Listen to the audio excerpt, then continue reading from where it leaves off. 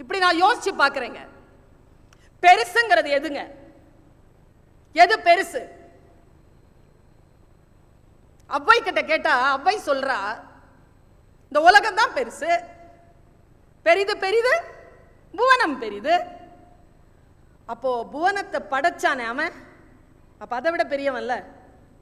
அப்ப பெருசுன்னு நீங்க எதை கேட்டாலும் அதை விட பெருசு இன்னொன்னு இருக்கு. பெரிது பெரிது புவனம் பெரிது, புவனமோ நான்முகன் படைப்பு, நான்முகன் திருமால் உந்தியில் பிறந்தோன், திருமால் அலைக்கடல் துயின்றோன், அலைக்கடல் சிறுமுனி கலசத்துள் அடக்கம், சிறுமுனி கலசமோ புவியில் சிறுமண், புவியோ அரவினுக்கு ஒரு தலைவாரம், அறவோ உமையவள் சிறுவிரல் மோதிரம், உமையவள் ஈசனுள் ஒடுக்கம், ஈசன் தொண்டருள் ஒடுக்கம், தொண்டரின் பெருமையை சொல்லவும் வேண்டுமோன்னா அவ்வை. இந்த உலகம்தான் ரொம்ப பெருசுனா, எல்லாத்தை விட பெருசு கடவுள்னா, கடவுள் வாழ்கின்ற தொண்டுள்ளம் தான் எல்லாத்தை விட பெருசுங்கிறா அவ்வை. தொண்டு செய்வது அவ்வளவு சாமானியமான விஷயம் இல்லை, பெரிய விஷயமாக இதை எப்படி கொண்டு செலுத்துவது? நான் இப்படி சொல்றேங்க, உங்களுடைய மனதை திறப்பதற்காக சொல்கிறேன். என் வார்த்தைகள் எனக்கு துணை புரிய வேண்டும் என்கின்ற பிரார்த்தனையோடு சொல்கிறேன். நான் சிறிய வயதிலிருந்து என்னுடைய தாய் தகப்பனுடைய அரவணைப்பில் வளர்ந்தவள். மிகப்பெரிய ஒரு சூழ்நிலையில் இருந்து மிக சாதாரணமான சூழ்நிலைக்கு எங்களுடைய குடும்பம் நகருது. சூழல் அப்படி இருக்கின்ற பொழுது நாங்கள் ஒரு மொட்டை மாடி வீட்டிலே, ஒரு ஷீட் வீட்டில் திடீர்னு குடி போகக்கூடிய ஒரு சூழல் என் வாழ்க்கையில் நிகழ்கிறது. மழை பெய்கிறது. 5 பிள்ளைகளோடு என் தாய் இருக்கிறார். மழை பெய்து கூரை ஒழுகிறது. நேரப்ப எங்க அம்மா ஒரு பாத்திரத்தை வைக்கிறாங்க. அதுல அந்த சிந்தனை எனக்கு பல காலம் மறக்கவே இல்லை. அந்த காட்சியை நான் பார்த்து கொண்டேன், அவ்வளவுதான். உங்களுக்கும் அந்த காட்சி சில நேரங்களில் வந்திருக்கும். மழை பெய்கிறது, கூரை ஒழுகுகிறது. ஒழுகக்கூடிய வீட்டிலே நாம் ஒரு பாத்திரம் எடுத்து பிடித்து வைத்துக் கொண்டு அதில் தண்ணீரை சேகரிக்கிறோம். மழை தண்ணியில குளிச்சாலோ மழை தண்ணியில சோறு வடிச்சு சாப்பிட்டாலோ ரொம்ப ருசியா இருக்கும். அவ்வளவு சீக்கிரமா மழை தண்ணி கிடைக்காது. அவ்வளவு ருசியான மழை தண்ணியை வருடம் ஒரு முறையோ 2 முறையோ சேமித்து வைத்து குடிப்பது பழக்கம்.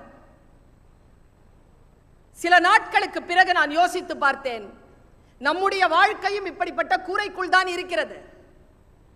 மழை பெய்கிறது, கூரைக்குள் ஒழுகிக் கொண்டிருக்கக்கூடிய தண்ணீரை பிடித்துக் கொண்டிருக்கிறோம்.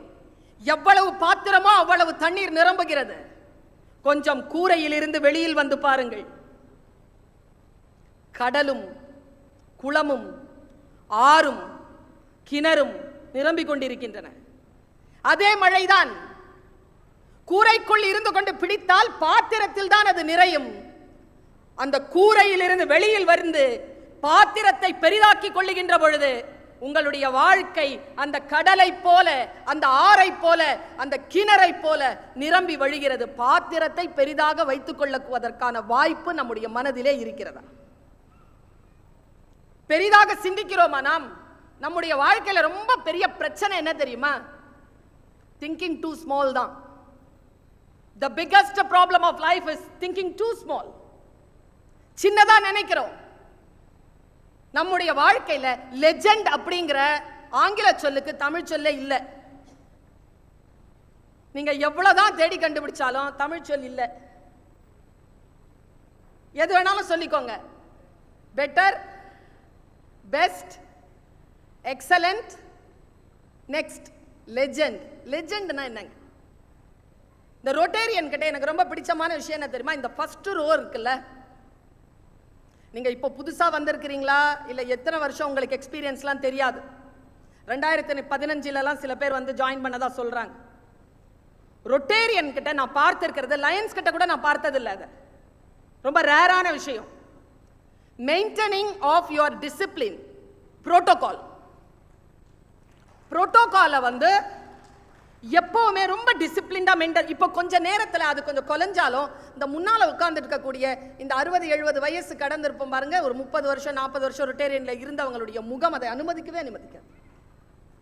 ரொம்ப கவனமா பார்த்துட்டே இருப்பாங்க. இவர் ஏன் இப்படி நடுவில் உட்காரார் பாரு, சேர்மன் வந்து இப்போ லெஃப்ட்ல இருக்கணும், ரைட்ல நிக்கிறாரு பாருங்க, அவரை லெஃப்ட்ல நிக்க சொல்லுங்க. இந்த ட்ரெஸ் கோடு தான், இந்த விஷயங்கள் தான், இந்த டிசிப்ளின் இருக்கு இல்லையா, இந்த டிசிப்ளின் மிகப்பெரிய விஷயம். மிகப்பெரிய விஷயங்களை சாதாரணமாக சாதித்து விடக்கூடிய ஆற்றல் இதுக்கு. இப்ப லெஜெண்ட்ங்கிற ஒரு வார்த்தை இருக்கு. எனக்கு இந்த ஐ படம் நினைக்கிறேன், அதுல வந்து ஒரு டயலாக் வச்சிருப்பாங்க, அதுக்கும் மேல. இவ்வளவுதான் லெஜெண்டுங்கிறது. அது யாரு லெஜெண்ட்னா, நீங்க யாரை கொண்டு வந்து நிறுத்தினாலும் அவங்க அதுக்கும் மேல. உங்களால அந்த அளவுக்கு லெஜெண்டா ஒரு இடத்துல போய் நிக்க முடியுமா? இப்போ ஒரு நடிகன் இருக்கிறான், இப்ப லெஜெண்டா நிக்கிறதுனா, இப்ப ஐ அம் a speaker. நான் இங்க பேசி கைத்தட்டல் வாங்கிவிட்டு போவது என்பது என்னுடைய இரண்டாவது நோக்கம் தான். முதல் நோக்கம் அது அல்ல. முதல் நோக்கம் இந்த பேச்சில் இருந்து ஏதோ ஒன்றை உங்களுடைய வாழ்க்கை முழுவதும் நினைவு வைத்துக் கொள்வதற்கான ஒன்றை அப்படி வீசிட்டு போறதுதான் முதல் நோக்கம். முதல் நோக்கம் அதான். இதோ நான் வீசுறேன், உங்களால பிடிக்க முடியுதான்னு பாருங்க. அதுக்கும் மேல போய் நிக்கிறதுன்னு என்ன? இப்ப நான் ஸ்பீக்கர், எனக்கு ஒரு சம்பளம் இருக்குங்க, எனக்கு ஒரு சம்பளம் இருக்கு. இந்த மேடையில எத்தனையோ செலிபிரிட்டிஸ் வராங்க, அந்த செலிபிரிட்டிஸ்க்கு எல்லாம் ஒரு ஃபீஸ் இருக்கு. இந்த உலகத்திலேயே ரொம்ப அதிகமான ஃபீஸ் வாங்குற ஒரு துறை இருக்குல்ல, அது வந்து திரைத்துறை, திரைப்படத்துறை. நல்ல ஒரு ஹீரோக்கு பல கோடி ரூபாய் சம்பளங்க, பல கோடி ரூபாய் சம்பளம். அவர் என்ன பண்றாரு அப்படின்னா நடிக்கிறாருங்க. இப்போ நம்ம குழந்தைய திட்டுறதுக்கு ரெண்டு வார்த்தை பயன்படுத்துறோம். குழந்தைய திட்டுறதுக்கு, நடிக்காத, விளையாடாத.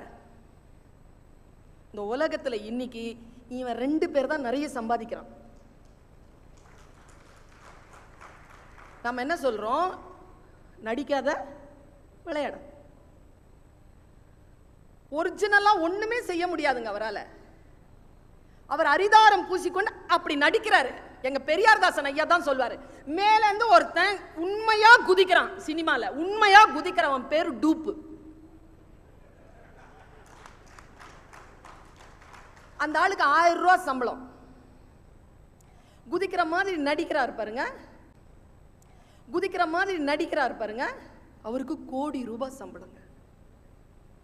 ஒரிஜினலா குதிக்கிறவனுக்கு 1000 ரூபாய் சம்பளம், ஒரிஜினல் அங்க டூப்பு.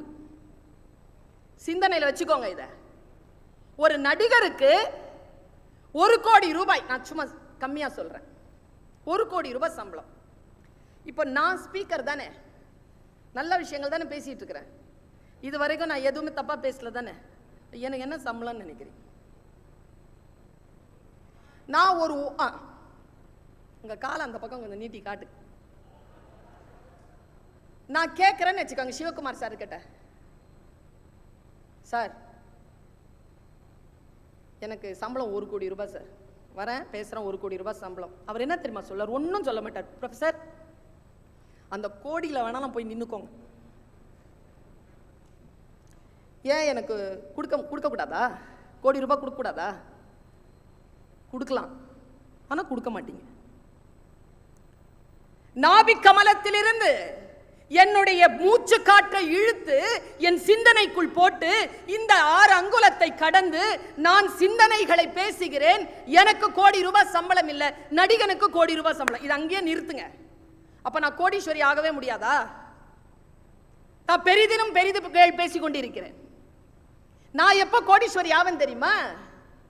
பர்வீன் சுல்தானா பேசுகிறார் என்றால் எப்பொழுது தமிழ் கூறும் நல்லுலகத்தில் 1 கோடி காதுகள் திறந்து கொள்கின்றனவோ அப்பொழுது நான் இந்த துறையிலே நான் மிகப்பெரிய கோடீஸ்வரியாக வருகிறேன்.